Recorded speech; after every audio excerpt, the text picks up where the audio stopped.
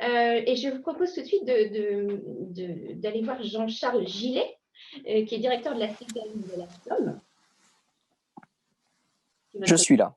Voilà, parfait. Rebonjour. Rebonjour. Jusqu'ici, la technique est avec nous. C'est Oui, un miracle. c'est parfait. Non, c'est pas un miracle, vous savez. Non, c'est de la préparation, c'est du travail. Oui, enfin, on n'est jamais à l'abri, vous savez bien. Alors, j'ai fait, Monsieur Gillet, vous poser 3 questions. Et je vais commencer par la première. C'est d'abord, quels sont à vous vos constats de cette crise en tant que directeur d'une CPAM? Voilà, qu'est-ce que vous avez vécu et quels ont été les constats? Alors, évidemment, on parle de besoins de santé numérique pour le coup. Alors, bonjour à tout le monde et merci beaucoup de votre invitation. Je sais que je parle à des spécialistes, donc j'ai absolument pas la prétention de vous délivrer des scoops. Tout le monde connaît parfaitement le sujet, mais je vous remercie encore une fois de m'inviter à partager finalement un retour d'expérience sur ce qui s'est passé effectivement et ce qu'on a vécu sur le terrain. Alors je sais que j'interviens aussi sur un sujet un peu mouvant puisque chacun le sait, côté assurance maladie et médecine de ville, des négociations sont reparties sur les conditions de prise en charge de la télémédecine, en particulier de téléconsultation. Donc, on voit bien que le sujet va bouger et je pense pas trahir de secret en disant que tous les partenaires sont à peu près d'accord pour considérer qu'il faut aller dans le sens d'un assouplissement des conditions, des modalités de prise en charge. Alors, pour répondre tout de suite à votre question sur ce qu'on a vécu dans la Somme en particulier, quelques chiffres, puisqu'il faut quand même partir de là. D'abord, pour vous dire que entre novembre 2018, date de la rentrée dans le circuit de prise en charge, le droit commun de la téléconsultation et le début du confinement, dans la Somme, on avait payé 547 téléconsultations pour être tout à fait précis. Donc entre novembre 2018 et le 14 mars 2019. Et entre le 15 mars et le 31 mai, on en a payé 50 000. Donc, clairement, on a changé, c'est pas qu'on a changé d'échelle, c'est qu'on a changé de galaxie. Ce qui peut être intéressant, c'est d'aller voir un petit peu plus loin pour mesurer que 80% des téléconsultations ont été effectuées par des médecins généralistes. Donc, ça donne la part un petit peu entre médecine générale et médecine de spécialité. 7% par des psychiatres. C'est aussi intéressant parce que ça donne peut-être des perspectives pour l'avenir. Pour vous donner un ordre d'idée, on considère que cette montée en puissance des téléconsultations a permis de compenser à peu près un tiers des consultations qui n'ont pas pu avoir lieu à cause du confinement et des difficultés qui se sont fait jour évidemment pendant la période de crise. Donc il y a à peu près un tiers de la baisse d'activité qui a été compensée par cette mise en place des téléconsultations. Si je me focalise maintenant, quelques chiffres enfin, ou encore plus exactement sur quel est le profil des médecins généralistes. Si je focalise sur les médecins généralistes qui ont eu recours à ces téléconsultations, c'est un peu la règle des 3 tiers dans la Somme. Il y a un gros tiers de médecins généralistes qui n'ont réalisé aucune téléconsultation. 0. Il y en a un petit tiers qui en ont réalisé entre 1 et 100. Donc, c'est ce que je qualifierais de phénomène de curiosité. Ils y sont allés sans vraiment s'engager pleinement, mais ils ont voulu tester le dispositif. Et puis, il y a un tiers de pionniers qui en ont réalisé entre 200 et 750. Le record doit être à près de 800. Donc voilà, on a cette règle des 3 tiers. Et en gros, si je me focalise sur ceux qui ont fait de la téléconsultation pendant la crise, en moyenne, ils en ont chacun réalisé une centaine. Bon, c'est une moyenne avec des écarts types évidemment importants. Mais en gros, c'est à peu près ça, la réalité de ce qui s'est passé pendant le confinement et le cœur de la crise. Et depuis, effectivement, on a un phénomène de décélération très marqué.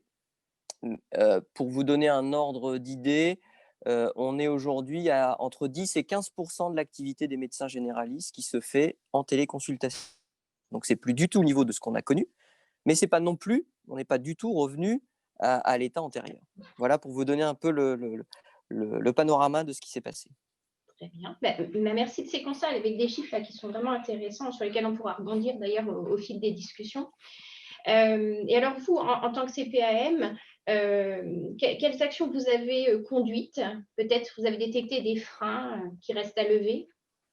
Alors, effectivement, bon, d'abord, on a eu, si on reste un peu au stade du constat et de l'analyse, on a eu un alignement de planètes exceptionnel, puisque, d'une part, dans les faits, les gens n'avaient pas trop le choix, hein, ni les patients, ni les professionnels de santé, hein, si vous voulez poursuivre leur activité, bah, la téléconsultation était quand même au cœur enfin, le premier outil utilisable. On a eu également un assouplissement des conditions de prise en charge pendant cette crise, dont il faut qu'on tire les enseignements collectivement, et c'est ce qui est en train d'être fait au niveau national, notamment la condition de connaissance préalable du patient, qui était un des éléments phares et qui a été assoupli très fortement pendant la crise. On a eu aussi un assouplissement dans les conditions techniques et dans les outils qui peuvent être utilisés.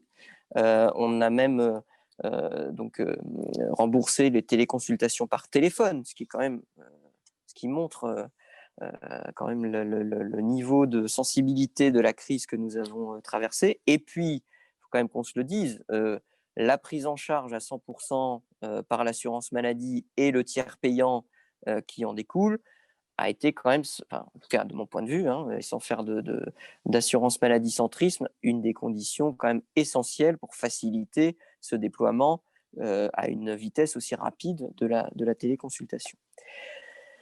Alors, bon, je suis désolé si je sais que vous aviez une autre question peut-être sur les enseignements à en tirer pour l'avenir, donc je risque d'être un petit peu Ah, entre les deux, si vous me le permettez. Allez-y si vous voulez, puis Bon, peut-être une petite question parce avant que de passer au temps suivant. Oui, allez-y. alors, juste, et vous me dites d'accélérer si je suis trop long, n'hésitez pas surtout. Oui, Juste pour venir peut-être aux enseignements qu'il faut en tirer, moi j'en vois trois essentiels et qui pourront peut-être nourrir la discussion. Le premier enseignement, c'est effectivement la nécessité de poursuivre l'assouplissement des conditions. Je pense que tout le monde est d'accord. Il y a une négociation en cours qui va en tirer les conséquences. Je veux quand même dire que les règles qui avaient été fixées en fin 2018, elles ont quand même du sens, hein. Il ne faut pas non plus considérer, à mon sens, hein, qu'elles ont été fixées juste par caractère un petit peu français ou gaulois de mettre de la rigidité pour le plaisir de mettre de la rigidité. Ces règles, elles ont du sens, notamment la règle de connaissance préalable du patient, parce que elle signifie quoi au fond, cette règle? Elle signifie que on veut, dans notre médecine française, donner une place centrale au médecin traitant, parce qu'il connaît le patient, qu'il est le mieux à même de l'accompagner sur la durée et qu'il est le mieux à même de prendre les bonnes décisions au regard de l'évolution de sa santé. Donc, quelque part, le sens de cette mesure de connaissance préalable du patient, c'était de dire non à une médecine offshore. Voilà. Et là, c'est intéressant de voir ce qui s'est passé pendant la période où les conditions ont été assouplies, puisque je constate dans la Somme que 62% des téléconsultations ont été effectuées par le médecin traitant. Donc, alors, c'est pas 100%, mais c'est pas non plus, on voit bien qu'il n'y a pas eu une explosion d'une médecine entre guillemets offshore qu'on pouvait craindre. Et je vois aussi que 90% des actes ont été réalisés par des médecins libéraux du département. Donc, on n'est pas parti sur un dispositif complètement non maîtrisé, donc, avec, encore une fois, hein, le risque qu'on courait avec la médecine offshore. Bon, donc, ça, c'est un point important. Je pense que des règles sont tout à fait nécessaires, mais on voit que quand on les assouplit, on a la capacité à tenir un petit peu le choc et à ne pas ouvrir la porte à tout et n'importe quoi. Donc ça, c'est le premier enseignement sur la nécessité de poursuivre dans cette logique d'assouplissement des règles. Le deuxième enseignement, c'est qu'au fond, on a fait la preuve que ça marche. Bon. J'apprends rien à personne si je dis que spontanément, la télémédecine n'est pas vraiment dans notre culture.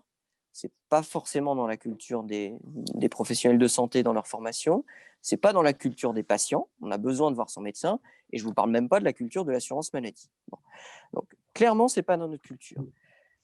Et à aucun moment, aucun acteur ne peut envisager de passer du rien au tout et de considérer que demain, tout va se faire à distance et par visioconférence. Personne ne le pense et personne ne le promeut. Mais je pense qu'on a fait la démonstration de deux choses. Un, d'un point de vue médical, c'est utile. On voit que, par exemple, sur un patient qui est chronique, qui est suivi régulièrement par son médecin traitant, ben, alterner des consultations en présentiel et des téléconsultations, ça a du sens. Et là encore un chiffre, pendant la crise, 30% des assurés qui ont fait des téléconsultations étaient en ALD. Donc on est vraiment dans cette nécessité d'assurer le suivi un peu dans la durée des patients chroniques. Donc premièrement, on a montré que ça marchait d'un point de vue médical. Deuxièmement, on a montré que ça marchait d'un point de vue technique. Il y avait beaucoup de frilosité. On n'est pas une population de geeks ni chez les patients ni chez les médecins, mais on a montré que finalement, on avait des outils un petit peu intuitifs. Et d'ailleurs, les téléconsultations dans la Somme ont concerné toutes les classes d'âge pendant la crise. Alors, avec parfois le recours à d'autres professionnels de santé pour aider. Bon, et puis, je crois plus largement que dans le contexte de difficultés d'accès territorial aux soins et de situations de pénurie dans certains territoires, on ne pourra pas, à l'avenir, faire l'économie d'un outil qui permet de s'affranchir des problématiques de distance, en tout cas en grande partie. Voilà. Ça, c'est le deuxième enseignement. Et le troisième enseignement, c'est la nécessité de ne pas effectivement laisser le dispositif retomber. Voilà. Donc, je peux venir, si vous y venez, peut-être en 2 minutes pour conclure là-dessus. On continue, côté assurance maladie, l'accompagnement des professionnels de santé. Et on a beaucoup de questions auxquelles il faut qu'on réponde. J'avoue que nous aussi, on progresse en marchant. Hein. On apprend des choses au fur et à mesure. Les médecins, notamment, nous posent beaucoup de questions d'ordre technique. La première question que nous pose un médecin quand on promeut la téléconsulte, c'est de dire mais alors j'utilise quoi comme outil? Et on est un petit peu en difficulté pour leur répondre, y compris d'un point de vue de règles commerciales, de concurrence, etc. Et puis, je pense que les médecins, en tout cas c'est le retour que j'ai, sont très attachés aux questions éthiques. Ils nous posent sans cesse la question de mais si j'utilise la téléconsulte, quelle garantie j'ai en matière d'utilisation des données qui seront échangées? C'est un point très important et il faut qu'on ait des arguments solides collectivement pour remporter la mise. Voilà. Et puis le dernier point, pour éviter que le soufflet retombe, c'est effectivement, en tout cas de notre point de vue, de s'appuyer sur la structuration, les organisations territoriales qui existent. On a des établissements qui sont prêts à partir, on a des maisons de santé pluripro, on a des professionnels libéraux, on a des communautés professionnelles territoriales de santé que l'on promeut. Notre boulot dans les mois et les années à venir côté assurance maladie, c'est vraiment de continuer à aller voir tous ces acteurs, à porter le dispositif, parce qu'on voit bien qu'au-delà de la question de l'accès territorial aux soins, la e-santé de manière générale et la téléconsultation, c'est pour les années à venir un point fondamental pour la coordination des soins. C'est vraiment l'élan et l'évolution majeure du système de santé dans les années à venir, coordination entre professionnels de ville, ville-hôpital évidemment, et on voit bien que la e-santé, ça va être l'outil pivot par lequel on va pouvoir véritablement améliorer la coordination au bénéfice des patients.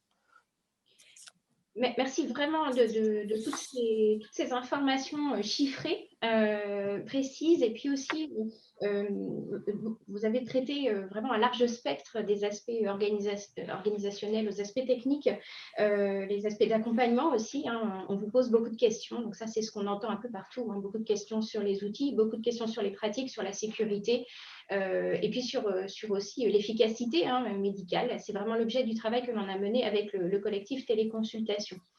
Je vois qu'il y a beaucoup de questions qui passent sur le chat et je vois que spontanément, les membres du collectif ont déjà commencé à répondre à certaines questions. C'est une excellente dynamique. Donc, effectivement, quand vous avez des informations, n'hésitez pas à les partager, à faire référence à des sources également. C'est ce qui enrichira le fil conducteur de ce chat. Je propose que l'on passe aux échanges avec les fédérations. Et je ne sais pas, Monsieur Gillette, si vous pouvez rester avec nous et jusqu'à quelle heure? Alors, j'ai pas beaucoup de temps malheureusement. Pour ne rien vous cacher, j'ai un comité d'entreprise qui s'appelle plus comme ça en ce moment même et j'ai promis à mes élus du département de pouvoir venir les retrouver d'ici un quart d'heure, 20 minutes. Très bien. Alors, je vais juste vous poser une petite question avant que vous partiez parce qu'elle a son importance pour la suite des échanges. Quelqu'un a demandé sur le fil là, quelle était la part des téléconsultations assistées. C'est vrai qu'on parle souvent donc des téléconsultations pour les médecins ou les spécialistes ou les paramédicaux. Souvent moins pour ce qui est du télésoin. Est-ce que vous avez des chiffres aussi précis que ça? Est-ce que vous avez des chiffres aussi qui concernent, par exemple, la répartition sur les outils les dérogations ont permis d'utiliser le téléphone. Est-ce que vous, en tant que CPM, vous avez la distinction de ces données? Voilà, dans quelle mesure est-ce que ces données sont fines? Non, alors, on les aura parce qu'on les construit petit à petit, mais pour l'instant, elles ne sont pas suffisamment consolidées pour que je vous donne des chiffres. J'ai même vu que certains intervenants faisaient référence à Prédis, qui est un outil spécifique des Hauts-de-France, qui a effectivement été utilisé, mais je dois l'admettre, sans doute un petit peu moins qu'un autre outil très utilisé qui commencerait par Docto et finirait par Lib. Non, pour être tout à fait honnête avec vous, à ce jour, pas de données. Je pense très sincèrement que le modèle qui a quand même très largement explosé, c'est le modèle euh, patient-médecin sans intervention d'un professionnel de santé autre, qu'il soit cabine dans une pharmacie ou ailleurs, ou d'autres dispositifs. On a eu quand même un essai dans les Hauts-de-France assez intéressant, je trouve, en EHPAD, avec le soutien de l'Agence régionale de santé, d'ailleurs, je dois le dire, avec donc des possibilités offertes et un accompagnement un petit peu appuyé des EHPAD pour permettre aux médecins, avant même la crise, ça faisait partie de notre stratégie territoriale de dire dans les EHPAD, avec un chariot de téléconsultation et la présence d'un infirmier sur place, d'organiser des téléconsultations, ce qui là, pour le coup, pour le médecin traitant, si je puis dire, mais ce n'est pas le terme exact, des personnes hébergées en EHPAD, c'était un gain de temps quand même non négligeable. Maintenant, je pense que dans la période de crise, ce mode de téléconsulte avec l'appui d'un autre professionnel de santé est resté quand même relativement marginal. Très bien, je vous pose cette question parce qu'on aura l'occasion d'y revenir tout à l'heure sur l'apport justement que peuvent présenter ces téléconsultations assistées. Voilà, et merci beaucoup Monsieur Gillet de votre intervention et on aura sûrement l'occasion de rester en contact sur ces sujets-là.